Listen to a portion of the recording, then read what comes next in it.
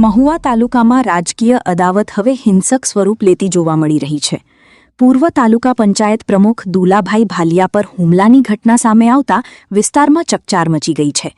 મળતી માહિતી મુજબ તાજેતરની ચૂંટણી દરમિયાન ભાજપ તરફથી ટિકિટ ન મળતા દુલાભાઈ ભાલિયાએ અપક્ષ ઉમેદવારી નોંધાવી હતી.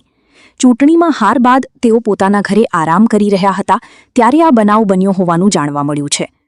આક્ષેપ મુજબ દુલાભાઈ ભાલિયાના ઘર પાસે વિજય સરઘસ દરમિયાન આતશબાજી ચાલી રહી હતી. એ જ સમયે કેટલાક લોકોએ પાઇપ વડે હુમલો કર્યો હોવાનો દુલાભાઈ ભાલિયાએ ગંભીર આક્ષેપ કર્યો છે.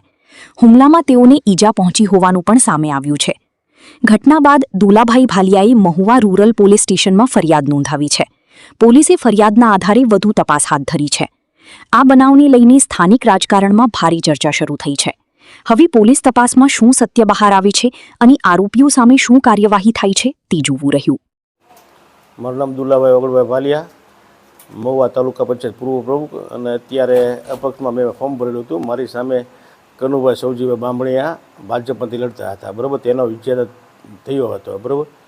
અને હું રાત્રે 11:30 મારા ઘરે સૂતો હતો તો મારા ઘર પાસે આવીને ફટાકડા ફોડતા હતા. એટલે મેં મારા ઘરનો દરવાજો બારણું ખોલ્યું તો મેં બારણું ખોલ્યું, ત્યાં મારા ઘરની સામે જીતુભાઈ બબ્બાભાઈ ભીલ હથિયાર લઈને ઊભા હતા. સીધો મારી ઉપર એને પાઇપનો ઘા કર્યો, બરાબર. દિવાલ સાથે અથડાતા મેં મારો દરવાજો બંધ કરેલો હતો અને પછી મેં 112માં ફોન કર્યો. તો એંગેજ આવતા મેં પછી રૂરલ પોલીસ સ્ટેશનમાં ઝાલા સાહેબને ફોન કર્યો અને ડીવાયસપી સાહેબને ફોન કરેલો હતો.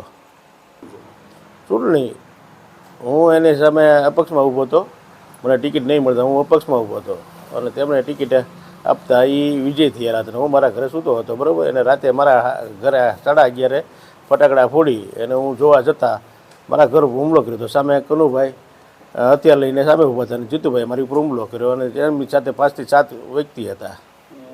જીતુભાઈ બબ્બાભાઈ ભીલ એને મારી ઉપર હુમલો કર્યો હતો અને સામે હતા એ ભાયાભાઈ હતા, ભરતભાઈ હતા, શૈલેષભાઈ હતા.